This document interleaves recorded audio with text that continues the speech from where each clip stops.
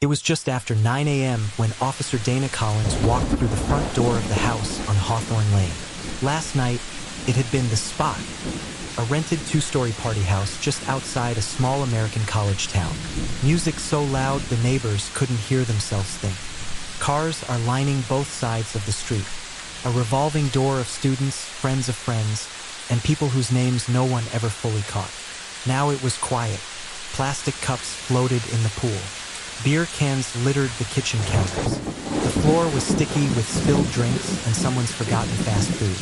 Upstairs, a bedroom door was closed and guarded with yellow tape. Inside, on the carpet beside the bed, lay one body. A 21-year-old student named Lena Hart. Face pale, hair matted, no obvious stab wounds, no gunshot, just a faint bruise along her jaw, and a house full of people who swore they didn't really see anything. There had been at least 40 people in that house at some point last night. Music, drinking, arguments, makeups, breakups. Now, in the harsh light of morning, every single one of them had a story about what happened, and not a single one of those stories matched. This is the case file style story of the party house where every witness changed their story.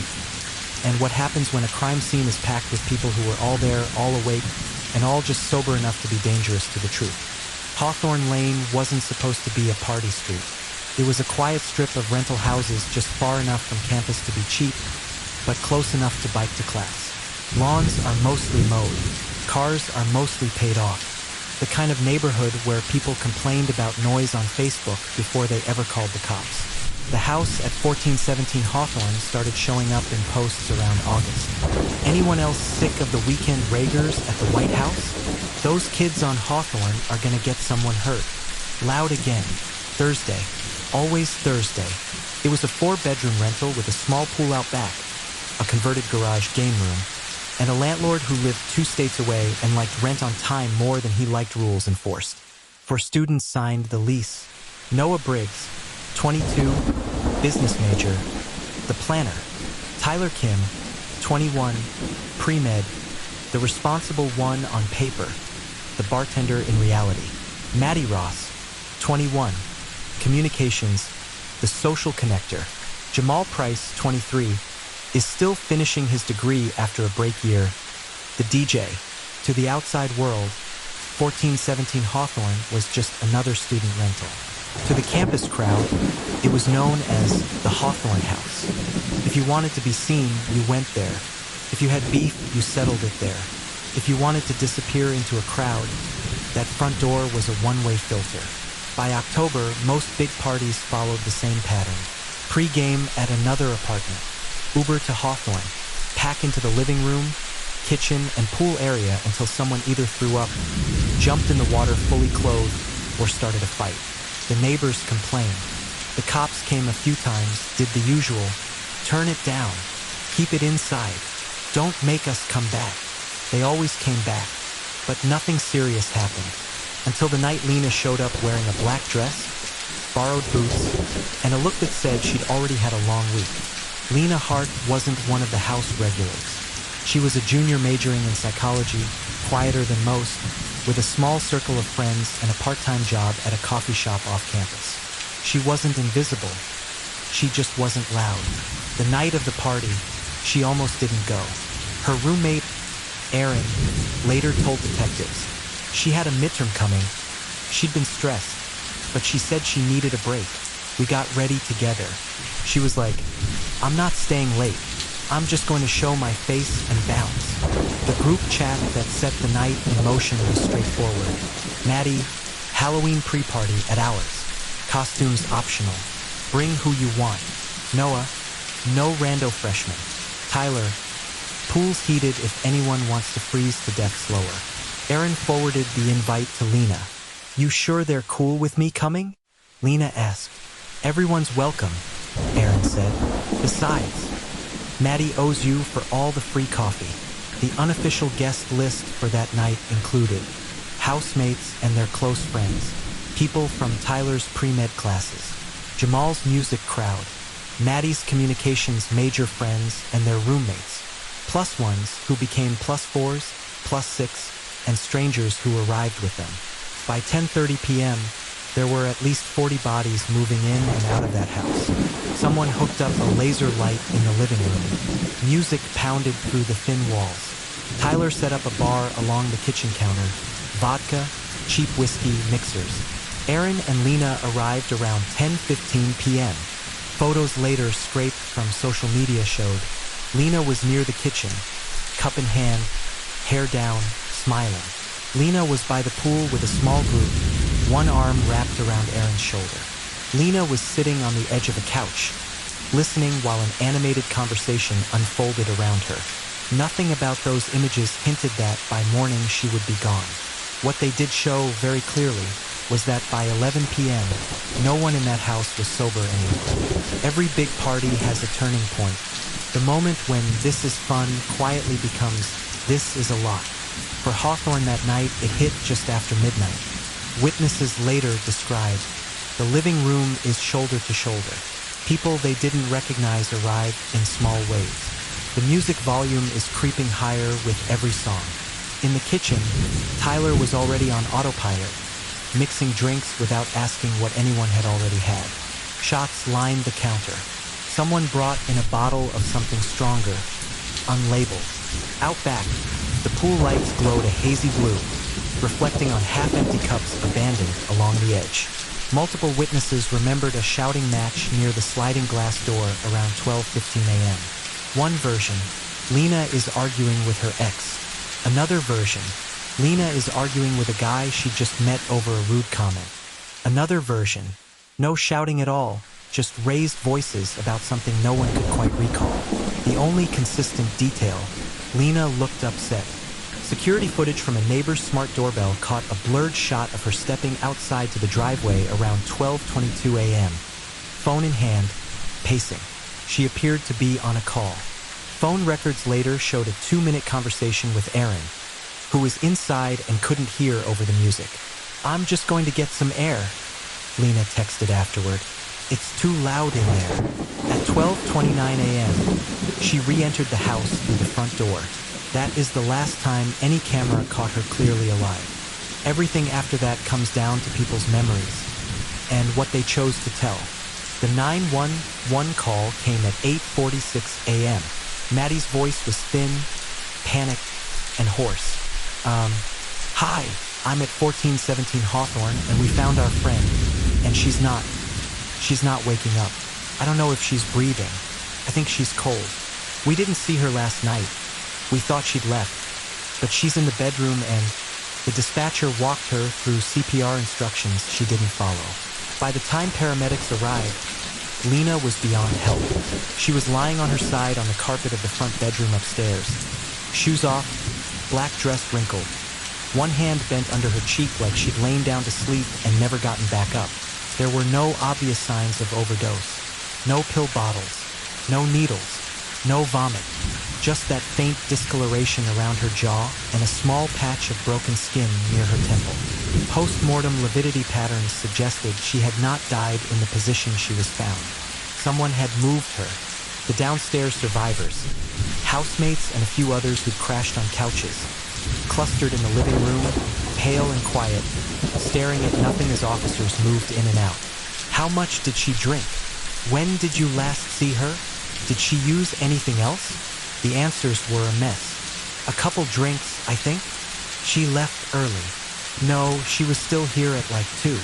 I thought she Ubered. I saw her on the stairs. I never even knew she was here. In those first frantic minutes, their stories were chaotic but honest in one sense. No one seemed to know exactly when the party had ended, or how a girl they all knew ended up dying alone in a bedroom at a house that was never quiet. The detectives assigned Detective Elena Ruiz and Detective Mark Holloway split the initial interviews.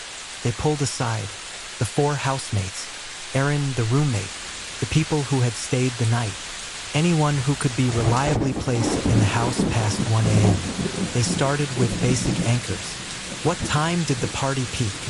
When did the music go off? When did you go to sleep? Did you see Lena after midnight? The responses were not just fuzzy. They were contradictory. No, party wrapped around 2. I saw Lena near the kitchen. Then I think she left with Erin. Erin, I lost track of her after around 1. I thought she'd gone home before me. I left at 1:30. I texted her when I got back. No answer. Tyler, I remember her on the stairs talking to someone. Maybe around 1:45? Could have been earlier. I was pretty drunk. Jamal, I don't remember seeing her after the argument by the sliding door. 2 different guests swore they saw Lena on the couch around 3, outside by the pool at like 2:30. Phone data disagreed. Lena's phone stopped sending any location updates at 12:41 a.m. No movement, no app usage, no outgoing messages after the too loud in their text. Ruiz circled that timestamp. If the data were accurate, Lena either turned off her phone and stayed in the house or went somewhere inside that killed the signal. The house was not that big. The Wi-Fi was working. The router logs showed devices connecting all night. So why did Lena's phone go dead, digitally, while everyone else's kept pinging? And why did every witness's story about her after that time feel like they were describing a ghost? If people's memories were mush, their group chats were not. Detectives pulled text threads between housemates, Snapchat exchanges, Instagram DMs from that night, videos and stories that had gone up and then disappeared from public feeds but remained on phones. A picture emerged that clashed with the "we don't really remember" narrative. At 12:34 a.m., a video from inside the Hawthorne living room showed Lena in the background, sitting on the stairs, arms crossed, while an argument played out between Noah and a guy later identified as Trent Lawson, a neighbor known for hating the parties but sometimes showing up anyway. The audio was distorted by music, but some words cut through. "You need to chill, man. Don't talk to her like that." She said no. At 12:36 a.m., a message in a small group chat labeled Hawthorne Core appeared from Maddie. "Get Trent out of here. He's being weird with /Lena." At 12:38 a.m., Tyler replied, "On it." At 12:41 a.m., Lena's phone location froze. At 12:43 a.m., a grainy video clip from the backyard showed Trent being pushed toward the side gate by Noah and Tyler, laughing it off, hands up. "Dude, relax," he said. "I was just talking." Someone off camera said, "She doesn't want to talk to you." Lena did not appear in that clip. Trent left. At least that's what they all insisted later. But when detectives matched the timeline with neighbors' doorbell cameras, they found something else. He came back. At 1:09 a.m., a doorbell cam 2 houses down caught Trent on the sidewalk, passing in front of the house again. Head down, hoodie up. He was alone. No one mentioned that second pass in their first statements. When asked later why, they all said the same kind of thing. "I didn't remember. I didn't think it mattered. I didn't see him come back." The chats and timestamped clips said otherwise. The party house wasn't just full of fuzzy memories. It was full of people already editing themselves. As the investigation widened, Ruiz and Holloway started hearing the same phrase from different sources. That house was a problem long before this. Old noise complaints, reports of fights, an anonymous tip from months earlier about too many drunk girls being carried upstairs. Nothing had stuck then. No one had pressed charges. No one had wanted their name on a report. No one had wanted to be the person who ruined the party house. One woman, Kayla, a senior who'd graduated the year before, called in after seeing news of the death. She told Ruiz, "I blacked out at that house one night. I don't remember going upstairs, but I woke up in one of the back bedrooms with my clothes half off. I didn't know who I'd been with, but some guy texted me later like we'd hooked up. I never reported it. I felt stupid. But when I saw Lena's picture, I got sick." Her story was hard to prove years later, but it fit a pattern. A house with alcohol and dim lighting, loud music as cover, rooms where people could disappear for 20 minutes and emerge fine, or never clearly remember what happened. The Hawthorne House wasn't cursed. It wasn't haunted. It was simply a place where too many people assumed someone else was watching out for them. In a setting designed to make no one responsible, that environment mattered. Because in that kind of house, the difference between a bad night and a crime could be one person deciding that silence was easier than truth. And investigators were starting to suspect that several people had made that decision at once. 1 week after Lena's death, the autopsy results came back. Cause of death: blunt force trauma to the head, consistent with a fall or a forceful impact against a hard surface. Toxicology: alcohol present, moderate intoxication. No opioids, no benzodiazepines, no other common party drugs. The medical examiner's note: injury unlikely to be self-inflicted. Pattern consistent with being pushed or struck, or with falling and striking an object with significant force. When Ruiz and Holloway brought this back to the core group, the tone shifted. In the initial interviews, they had leaned heavily on, "She must have passed out. We thought she was sleeping somewhere else. She was drunk, but not like out of control." Now, with a homicide-leaning autopsy in hand, the detectives asked again, "Did anyone see Lena fall? Did anyone see her get hit? Did anyone see her upstairs?" Noah changed his story. "I actually do remember something," he said. "I think I saw her on the stairs. As she tripped, it was late. I was wasted. I didn't think it was a big fall." Tyler shifted, too. "I don't know if it was her, but someone went down hard near the top of the stairs. People were crowding around. Someone said they were fine." Aaron, the roommate, suddenly remembered a half-heard phrase from the night. "She's okay. She's just drunk." None of them had mentioned any of this the first time. When pressed on why, the answers were variants of, "I didn't think it mattered. I wasn't sure it was that night. I didn't want to get anyone in trouble if I remembered wrong." But to Ruiz, the pattern was clear.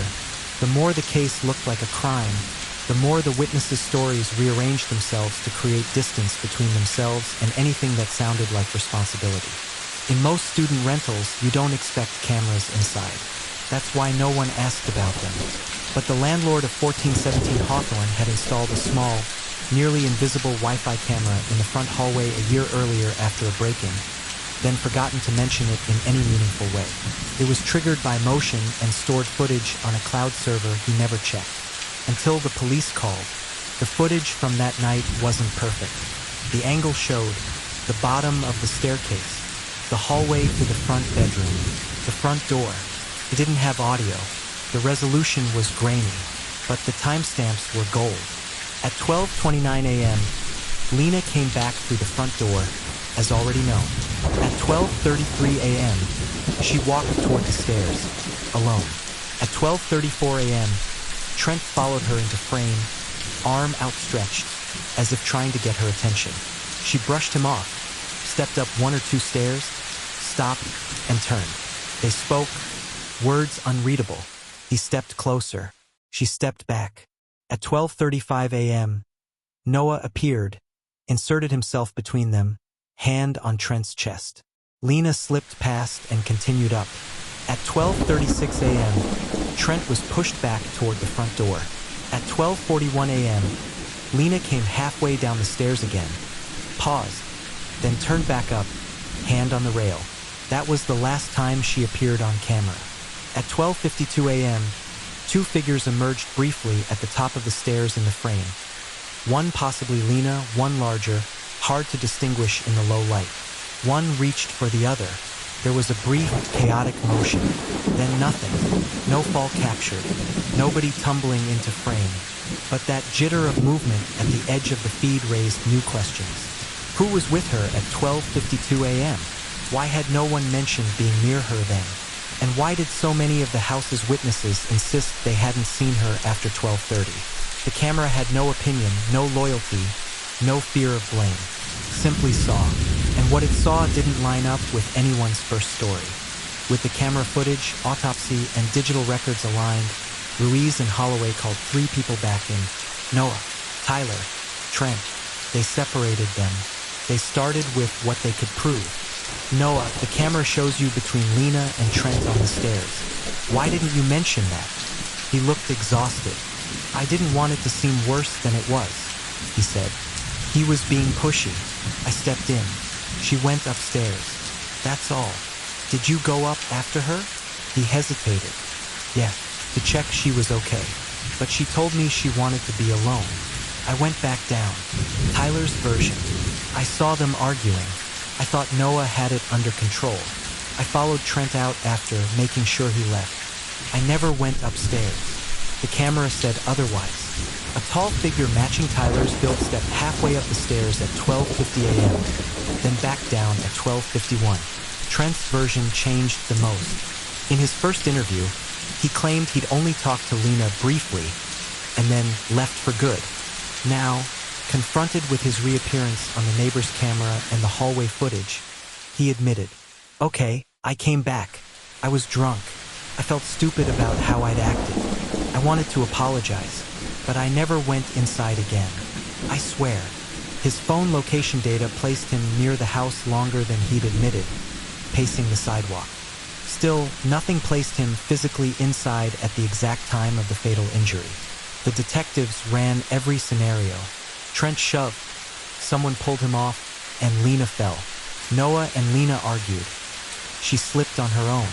Someone else entirely, another guest not in the core group, went upstairs and had a confrontation with her. What made it maddening was that for every theory, there was a witness who swore they remembered something like that. Except no two of them remembered it the same way. Memory under alcohol is unreliable. Memory under guilt is worse. And Ruiz was starting to suspect that at least one person wasn't just hazy. They were lying. In the end, the DA's office made a careful choice. They brought a single charge: involuntary manslaughter against Noah, the house's unofficial leader. The theory they presented to a grand jury went like this. Lena went upstairs to get away from the chaos. Noah followed to check on her. A brief argument or physical interaction occurred at the top of the stairs.